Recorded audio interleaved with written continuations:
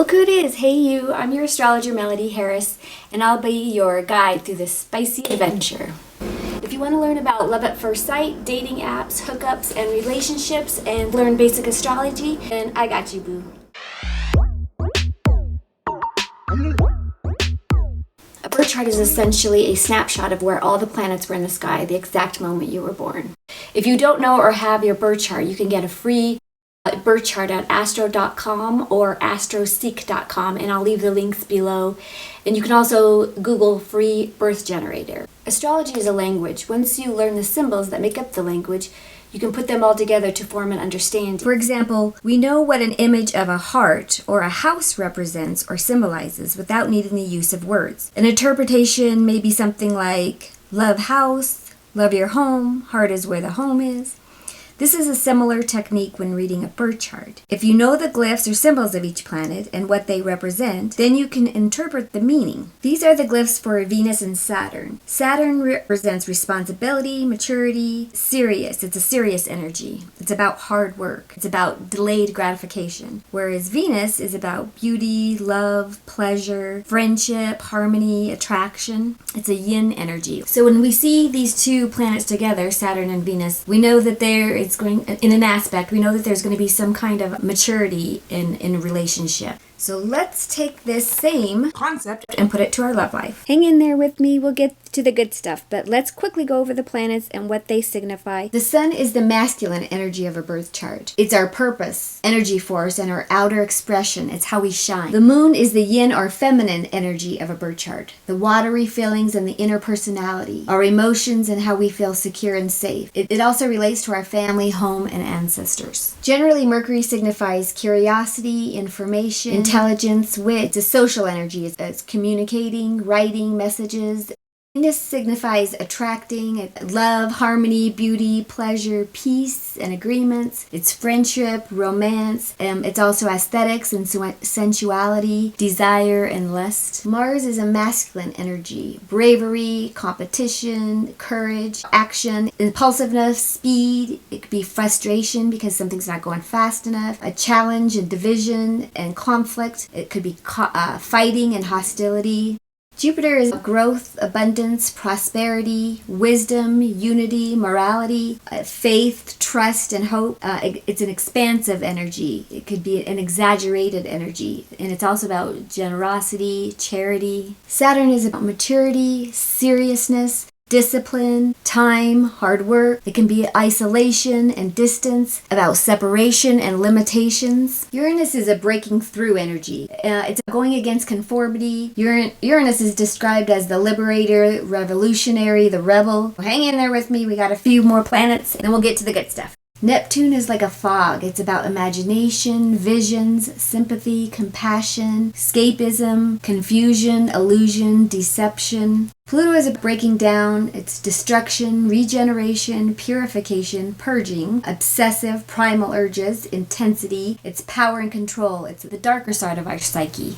Okay, let's look at Venus and Saturn again. If Venus is love, relationships, and Saturn refers to maturity, responsibility, hard work, then we can view the combination of planets as a seriousness in relationships. What happens when people become more serious in relationship? Many times there's a next step. You move in together or get married, or there's some kind of a more responsibility in regards to love or relationships. This is the period after the honeymoon phase, when things cool off a bit. Responsibilities outweigh the fun and lightness when first dating. Saturn is about limitations, and so monogamy may be discussed. I want to quickly mention that the whole chart reflects our relationships, not just a few planet combinations.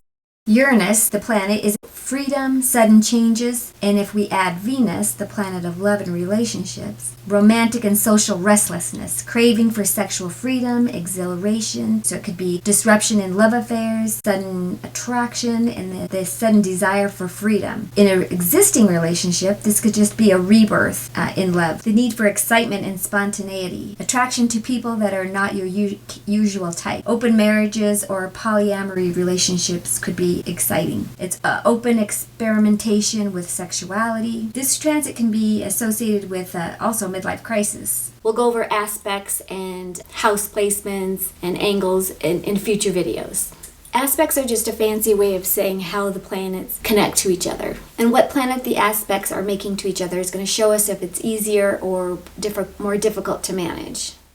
The Venus and Neptune combination. Well, Neptune relates to unconditional love, blissful feeling, romantic and dreamy feelings, spiritual ideas about love and relationships, feelings that there is a magical connection and a mystical compassion. There's a tendency toward over-idealizing relationships and romantic illusions. It could cause confusion, and deception could be a part of it. The idea of the soulmate and the one true love, the starry-eyed lovesick. It could be hard to be in the real world when it comes to love, like the day-to-day mundane relationships. So there's an escapism and romanticized in relationships when in regard to relationships, and which could lead to codependence and unclear boundaries and self-sacrifice. You heard of those people that fall in love with or so enamored with movie stars that they start writing, they'll start stalking, they'll go into their home, they'll break into the home. They really think that the movie star, the actor, the actress is in love with them, and they'll think that they're married. They have some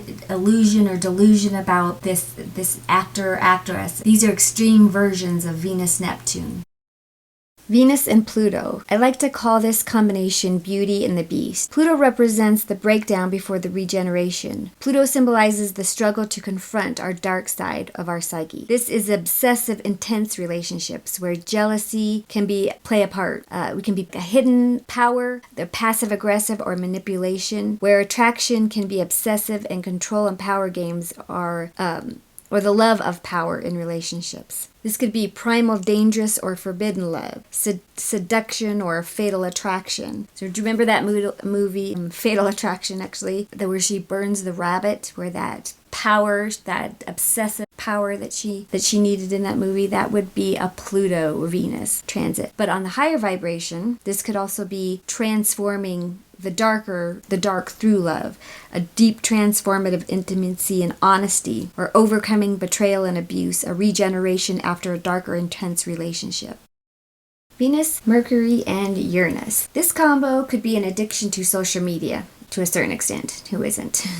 Mercury is a planet of information, communication, and messages. And with Uranus, here there could be a mental restlessness or social chatter or a manicness to stimuli. A flair for exciting and fun conversations or communication, or unorthodox way of communicating when it comes to relationships, or like using technology or social media or dating apps. This is a perfect example of Venus, Mercury, and Uranus. There's an app released last summer in Chicago called Struck, soon to be released in New York, Los Angeles, and San Francisco. Struck, such a Uranus word, generates compatible matches. The formula compares and contrasts every planet and every combination to provide compatibility in astrology. This is the first app of its kind, so it'll be interesting to see if the app will be successful. If anyone has tried the app, let us know in the comments. I'm curious as to anyone who's tried the app. This could also be a fickle energy or superficial energy to the newest technologies and advancements when it comes to relationships.